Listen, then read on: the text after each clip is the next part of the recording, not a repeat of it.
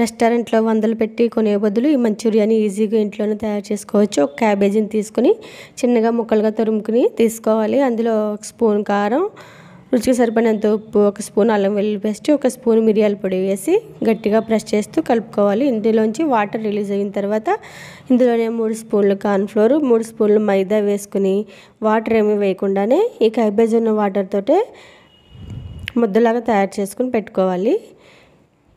చేతికి ఆయిల్ రాసుకొని కొంచెం కొంచెంగా చిన్న చిన్న ఉండల్లా చేసుకుని ఒక ప్లేట్లో పెట్టుకుంటే అన్నీ ఒకసారి వేపుకోవడానికి బాగుంటుంది. స్టవ్ మీద గిన్నె పెట్టుకుని ఆయిల్ వేసుకుని ఆయిల్ బాగా వేడైన తర్వాత స్టవ్ని మీడియం ఫ్లేమ్లో పెట్టుకుని మంచి గోల్డెన్ బ్రౌన్ కలర్ వచ్చే వరకు క్యాబేజ్ బాల్స్ని వేపుకుని తీసుకోవాలి. ఒక కప్పులో ఒక స్పూన్ కార్న్ఫ్లోర్ వేసుకుని వాటర్ వేసి ఉండలు లేకుండా చేసి పెట్టుకోవాలి.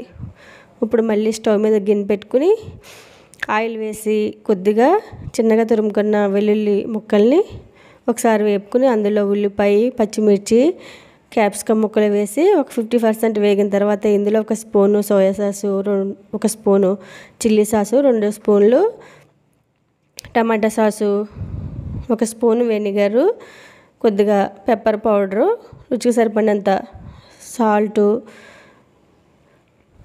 ఒక పావు స్పూను పంచదార వేసి ఇవి బాగా వేగిన తర్వాత ఇందులో కార్న్ఫ్లోర్ వాటర్ కూడా వేసి ఇది బాగా వేపుకున్న తర్వాత ఇందులో క్యాబేజీ బాల్స్ని వేసుకుని బాగా టాస్ చేసుకుని లాస్ట్లో స్ప్రింగ్ ఆనియన్స్ కానీ కొత్తిమీర కానీ వేసుకుని స్టవ్ ఆఫ్ చేసుకుంటే వేడి వేడి మంచూరియా